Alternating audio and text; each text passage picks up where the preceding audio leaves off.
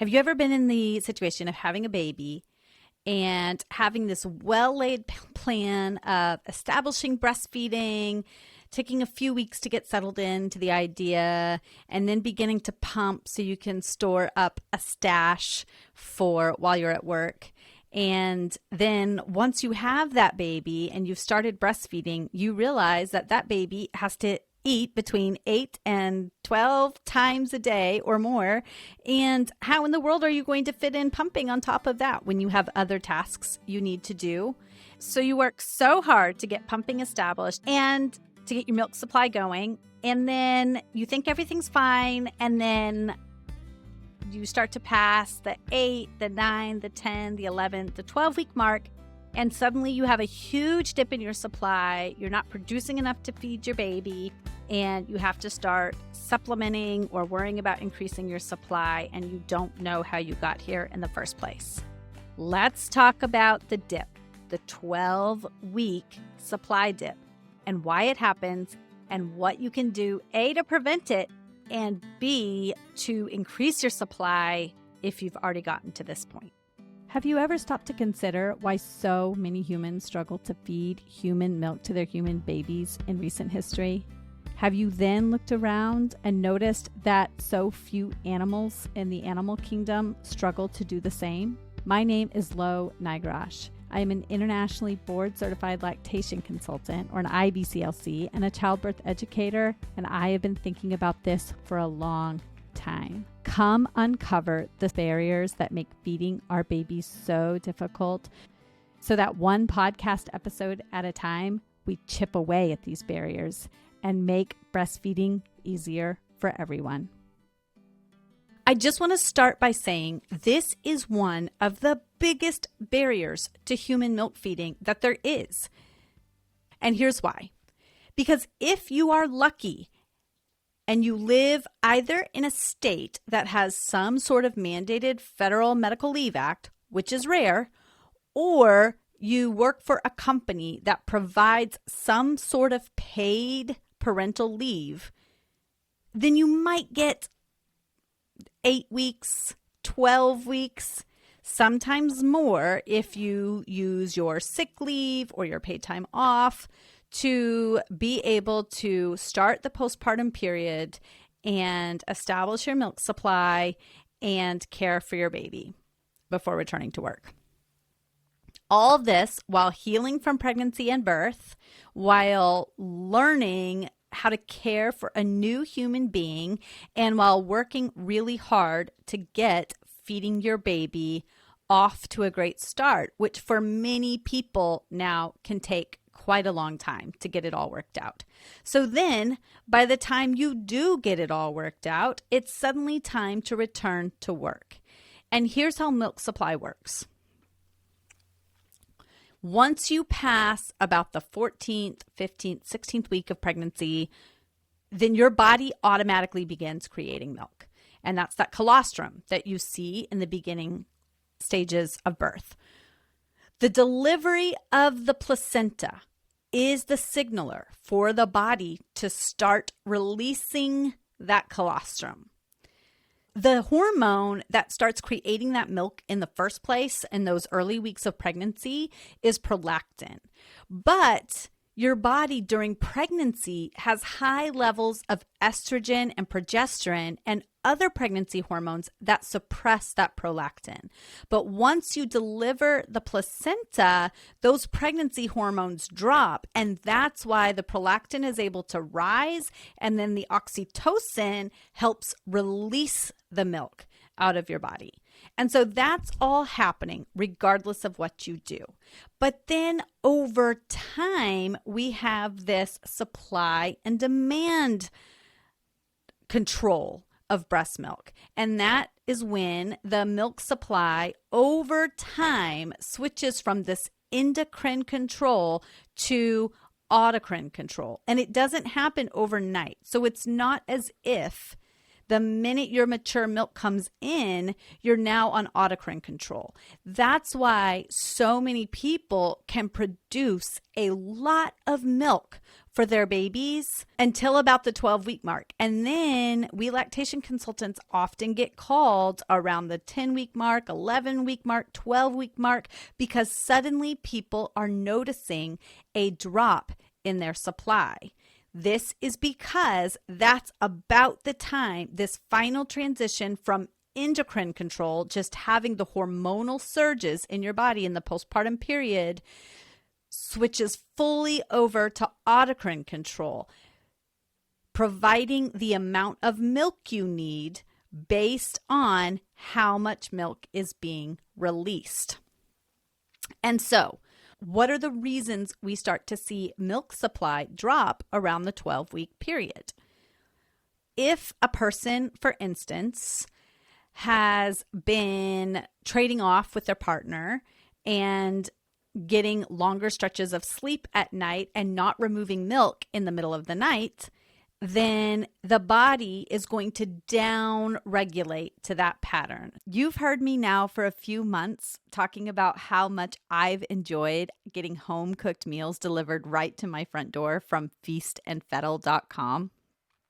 And I'm here today to tell you that if you know somebody who is in the postpartum period, who you would like to provide true support to, that you should go to feastandfettle.com and order home-cooked meals to be delivered right to their front door.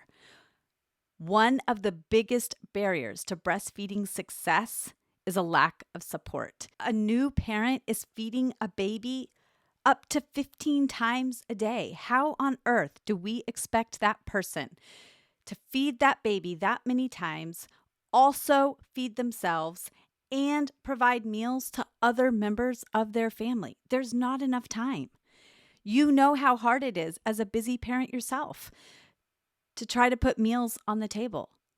Go to feastandfettle.com, use my code MILK, MILK, coordinate which meals they would like to have delivered, and send them a week's worth of delicious meals. And be the person who eases the burden for them. What a gift. I can't think of a better way to support somebody in the postpartum period. So if you once had a lot of milk, but you have not been removing milk as consistently as what the baby needs to eat, then over time that supply is going to dip. And when your body fully switches over to that autocrine control, sometimes we see big dips, and we might see babies dropping off their growth curve, or we might see pump output reduce. And that is often because of this switch in the hormones. Another reason we start to see this drop in the ability to feed babies fully from their bodies is when people start to attempt sleep training. And I say this recognizing that none of us are getting enough support in the day or the night to fully function throughout the day and get everything done that we need to get done as parents caring for one baby, multiple children, working and caring for children. So some people sleep train out of a necessity for their own health, for their mental health, and for their ability to accomplish the things they need to accomplish during the day. However, biology doesn't care about that.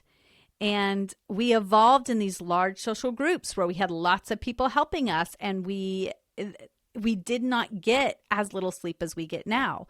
We also evolved to sleep with our babies. And our modern sleeping situations often dictate that we put the baby on a different sleeping surface. If you have a really soft mattress, if you use lots of comforters and you're not willing to change that, if you have pillows, if your bed is really high. In the newborn stage, it doesn't matter as much, but once your baby starts rolling around, that bed needs to get lowered to the ground. So there are lots of reasons why sleeping with our babies can be unsafe. It can be very safe, and Dr. James McKenna of the Notre Dame Mother Baby Sleep Center has lots of information about how to make sleeping with our babies safe so that we can fulfill that biological norm and help our milk supply. But if babies are being wrapped up tightly in another surface, if they're being swaddled, or if they are sleeping out of distance from their parents and they are not stirring as regularly to show their earliest hunger signals, then that might mean that the number of feeds gets spread out during the night and the milk supply decreases. Because if you think about milk supply, as you should, on a 24-hour clock, this means that if you sleep for 8 hours a night or 10 hours a night and you're only feeding baby once in that time, that is a huge reduction in the number of feeds, and that can lead to reduction in milk supply. So, what can you do about this? If you are experiencing a reduction in milk supply around the 12-week mark, here are my suggestions as an IBCLC. Now, I want to give a caveat that I don't know your individual situation. I don't know your work schedule. I don't know your partner's work schedule. I don't know if you're single parenting. I don't know if you have grandparents that can help you. I don't know if your baby is in childcare. I don't know what your phalange sizes are and how you're using your pump settings. So there is a lot that goes into milk supply. And if you would like to have an individual consult, you and me, where I learn all of those factors that are making feeding your baby on a 24-hour cycle challenging, and it is leading to a reduction in milk supply, I would be so happy to meet with you individually over telehealth or in person if you live close to me, and to help you figure this out, because there are ways to mitigate this, knowing that we have this cultural barrier. The first is to just go back to thinking of your milk supply on a 24-hour cycle. And you really want to ensure that your baby is feeding a minimum of 8 times a day. Often, it's going to be more. If you have a small storage capacity, which, by the way, has nothing to do with your breast size, and we can't control what our storage capacity is. We can control how much milk we make in a 24-hour cycle, but we cannot control how much milk our breasts will hold in any given time. So if you have a smaller storage capacity, that means that your baby will probably take more frequent feeds and ingest smaller volumes at a time. So depending on your storage capacity, you might be feeding baby a minimum of 8 times a day, or you might be feeding baby 12 or 15 times a day, or sometimes more. Although if we start to see lots of feeds like that, then I start to wonder what is going on in the baby's mouth that is making it difficult for them to ingest larger volumes of milk. So go back to thinking about your milk supply on a 24-hour clock and add in some extra feeds or extra milk removal. So if you have a baby that is sleeping really well, and they're sleeping for long stretches, and that means that you have eliminated some of the night feedings, you can, do some dream feeding. If your baby goes to sleep on the early side and then you're up for a couple of more hours and then you go to sleep, you could pick up your baby, give them a dream feed where you don't wake them up, but you just latch them and let them remove some milk by feeding, and then put them back in their sleeping space, still asleep, and you might start to see a supply increase by that. You may need to add in an extra pumping session if you are unwilling to try some dream feeding with your baby, if you're worried about increasing your milk supply. So this might be a pumping session right before you go to bed. You may need to wake up and do a quick pump in the middle of the night. If you're unwilling to do that, even just waking up a bit earlier and having a pumping session before your baby wakes up can often be enough to increase the milk supply, just having that 1 or 2 extra times when you're removing milk.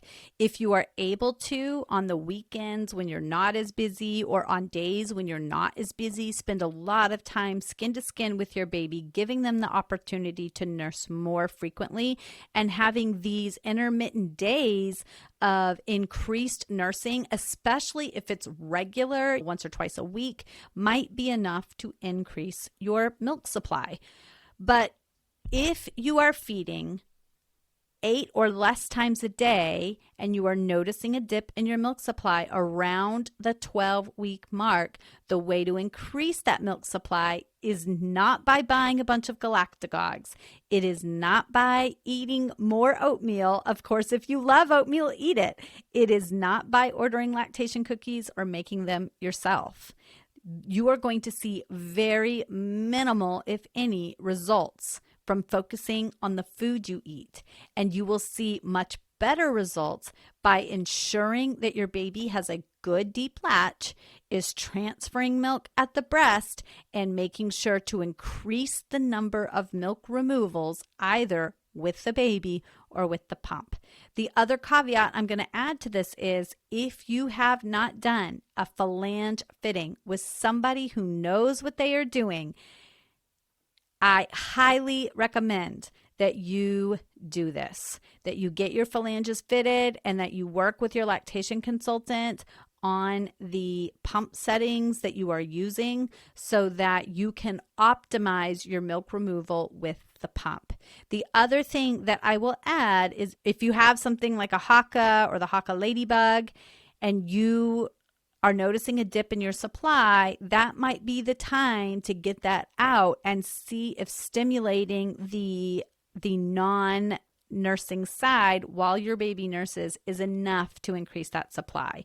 You may also add in some hand expression. So hand expression is a really great thing to do when you don't have a lot of time, and it can have a lot of impact on the amount of milk you're able to express. So adding in some hand expression just throughout the day is a great way to just get your body signaling that it needs to make more milk. That's going to get prolactin flowing through your body and allow you to increase your milk supply. Francie Webb, she is the founder of Go Milk Yourself. She was on my podcast twice, once to tell her own personal baby feeding story and another time to talk specifically about hand expression. I will link that in the show notes, but that is another way to increase your milk supply over time. So if you are in this situation and you're needing a consult, please reach out, www.quabandbirthservices.com, or find me on my socials, all linked in the show notes. I would be so happy to create an individual plan for you that makes sense for your schedule and your responsibilities, because we have to balance increasing our supply with what we are able to do as a human being who also has to meet our own needs. And one other way to have more time for pumping or for feeding your baby is to go to feastandfettle.com to use my code MILK, M-I-L-K, and get $30 off your first order. If you live in Massachusetts, Rhode Island, Maine, Connecticut, or New Hampshire, this is a great way to feed your family, to feel good about the food that they're eating, and to also take something off your own plate. There is no way that one person can be responsible for feeding all the people in a house. So why don't you get some help? Get somebody else to do the cooking for you. Talk to you soon. Bye.